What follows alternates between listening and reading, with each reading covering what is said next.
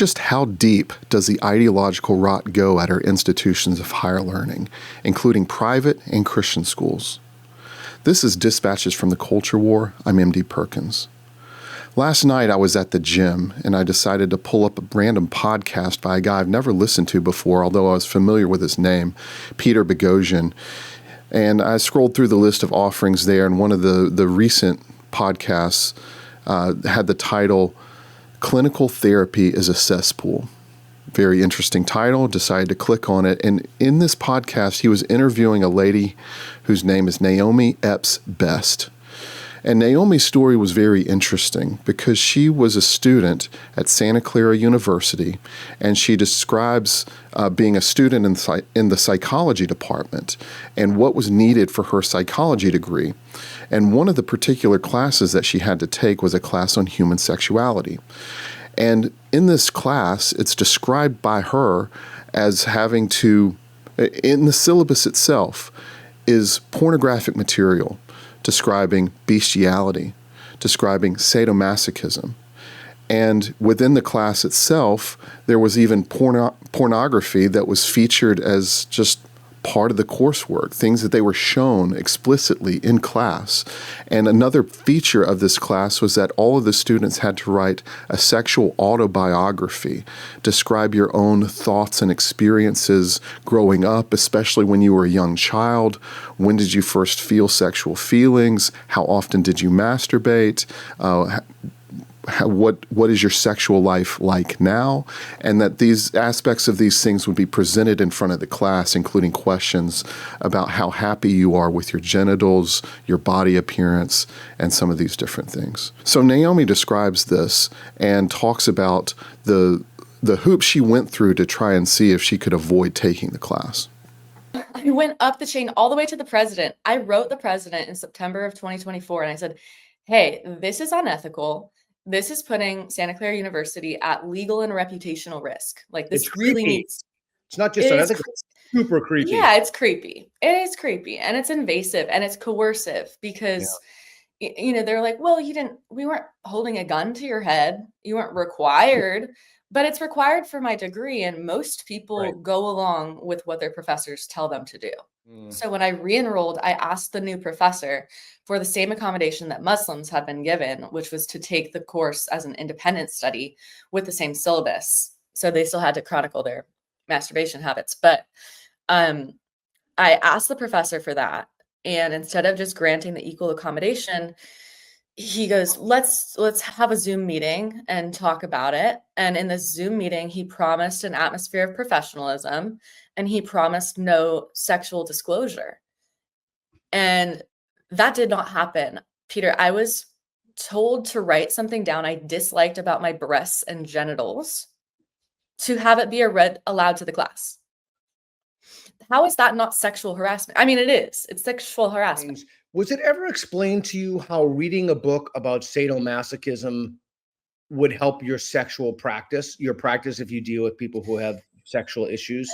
They called it an inoculation. So they said this course acts as an inoculation to content you might one day come across. No, but I do know that just because something is legally consensual doesn't mean that it's necessarily psychologically healthy.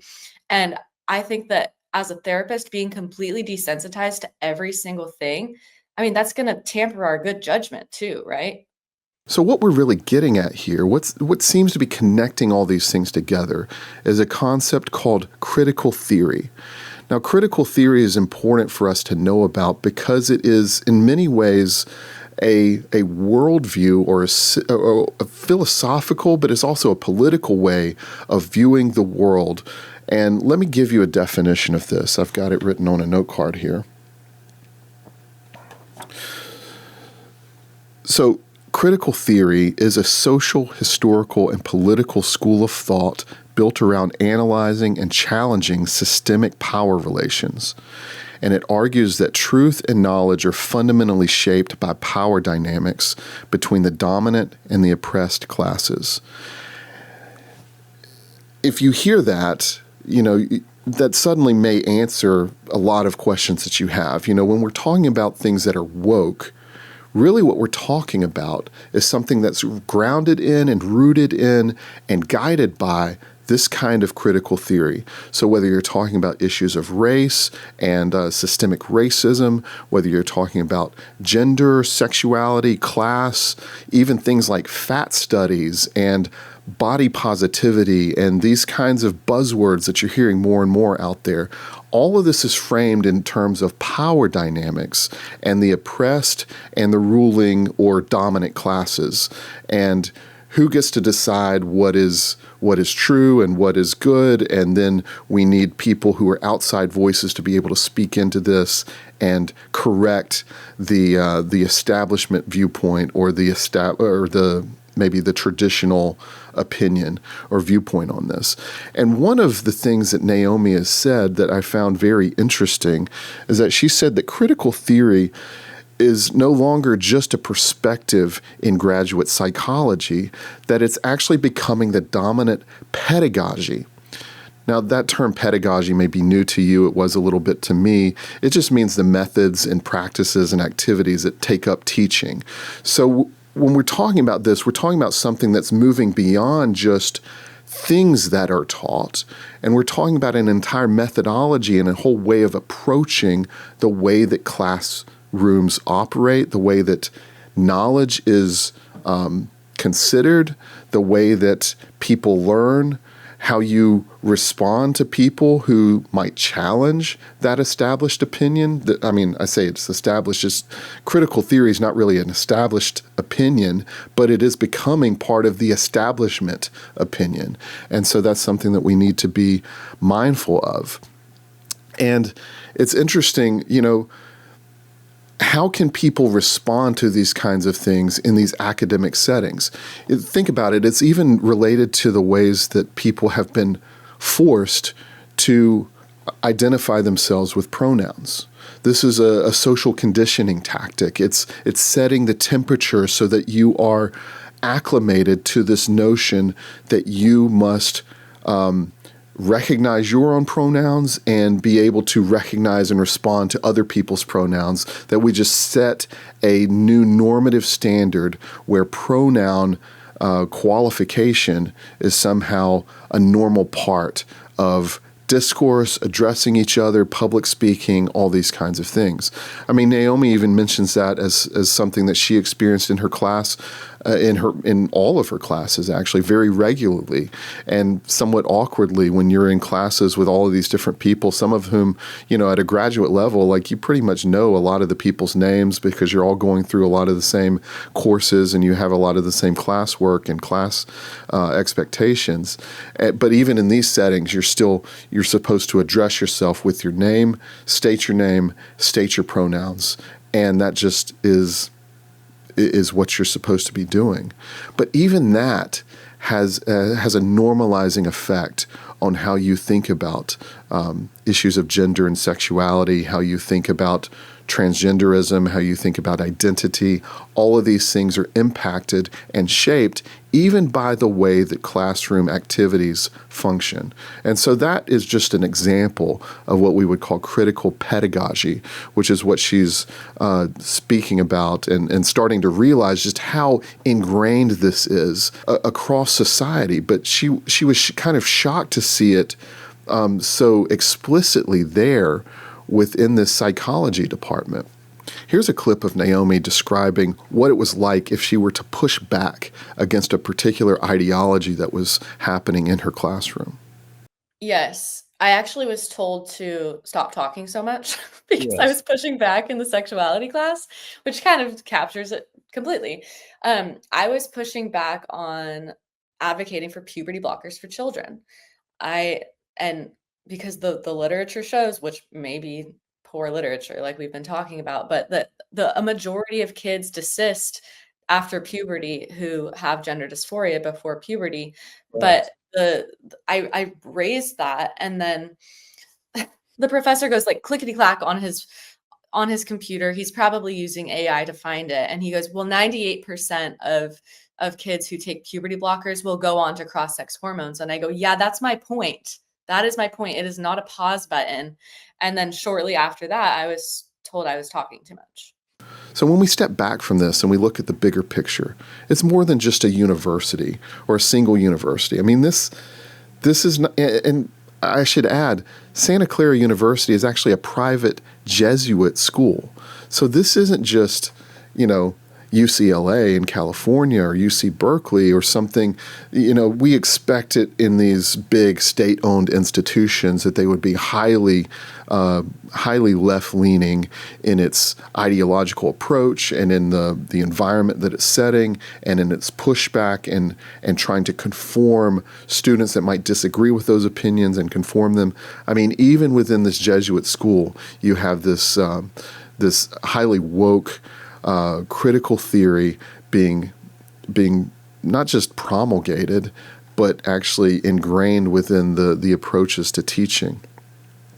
But the issues are bigger than even the university once you start to think about it, because what is the university doing?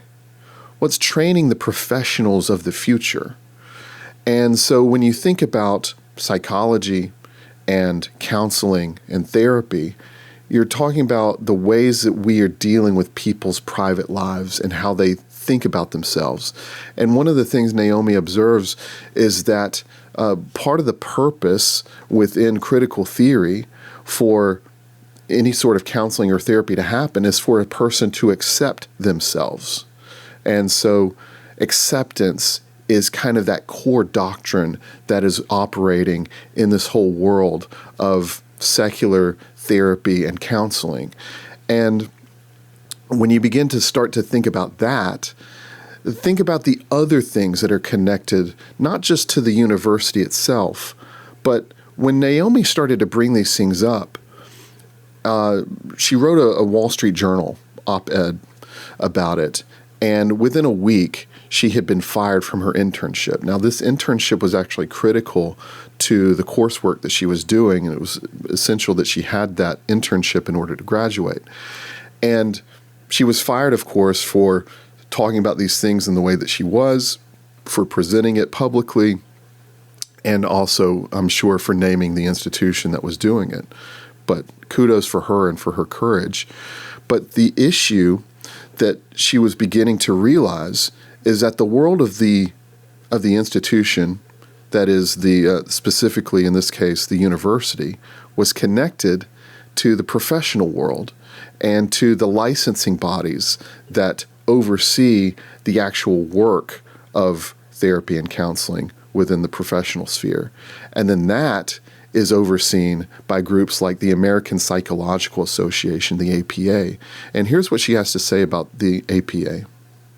But here's the thing, even if they did have the scientific backing, they start with the foregone conclusions from their ideology, and then that informs their science, and the science is just getting obliterated. APA is American Psychological Association is completely ideological, and they're pushing the scientific literature in a specific way to achieve goals like how do we get people to address climate change. And you can go on their website, like we're anti-deportation and we're anti-climate change. And, if you want to have those political beliefs, by all means, but that's not the goal of psychology, right? Right. You do so as an individual who belongs to an institution, not as the principle of institutional neutrality is extremely important. So I just wanted to bring this to your attention because it was concerning to me to hear what Naomi was describing. And I'm sure it's concerning to you too. I mean, it's shocking, some of the things that were happening there. And even Peter Boghossian was noting that part of the issue when you bring these things up is that some of it sounds so outlandish that people don't believe you when you say that these things are happening. But they are happening. And they're happening even in places where you might think, I mean, Santa Clara University, if you just told me that it was a Jesuit school, connected with Catholicism, I would have assumed that a lot of these things might be taught from a more Christian perspective, or at least might maintain a more kind of secular liberal arts, humanities focus and be able to allow differing points of opinion and to present counterpoint narratives to a lot of the leftist ideology that's happening. But apparently that is not the case. The way that Naomi described it is that the entire psychology department and the whole program of getting a degree within psychology so that you could go in and be a therapist, family therapist, personal marriage and relationships, whatever, the point of it is that it's programming therapists to then program their own clients. And so there is this passing on of these expectations and how you think. So the way that these teachers and the whole system is teaching their therapists to think and behave is then actually going to shape the way that the clients and the patients in the real world are going to think and behave. And when you realize that there is a massive growth in the number of people who are seeking out therapy or counseling. I mean, there was just a report released in August it's available at Statista, and it said the number of U.S. adults who received mental health treatment or counseling in the past year from 2002 to 2024. And you can see that list. In 2002, there were 27.2 million U.S. adults who sought out some sort of mental health treatment or counseling. And in 2024, that was 60 million adults. And there was a huge spike between the years 2021 and 2022, where it went from 41.7 to 55.8 million. 55.8 million people in 2022. A jump of like 14 million people entering into some sort of mental health treatment or counseling. So those are real numbers, and we would expect those numbers to increase, and those numbers don't even include children or teenagers who are seeking out these kinds of treatments or having those needing that kind of counseling or something. So we would expect these numbers to grow, but think about the long-term impact that this is going to be having on American society. What do you think the aggregate effect is for people who come in and want to be helped because they have an actual problem? I think we're probably going to extend treatment times. People are going to stay in therapy longer. People are going to be more confused. And we're going to have more and more of our populace in therapy, which is what we're seeing. And meanwhile that's happening, APA is pushing psychology to be rebranded as a STEM field so they can usher this pedagogy into horrible. Usher this pedagogy into not just colleges, but K through 12. They want to start going. And unbelievable. Yeah. Because this is going to frame the way that people begin to think about themselves and think about the world in terms of victimhood, power dynamics, who has power, who doesn't, who needs to be accepted, and what ideas need to be rejected outright and are not valid and not able to be discussed. And that's actually a fairly frightening proposition once you start to think about the long-term implications of things like the graduate psychology course at Santa Clara University. That's where I'll leave it. Just think about the long-term implications on this nation as we begin to embrace more of this kind of woke psychology.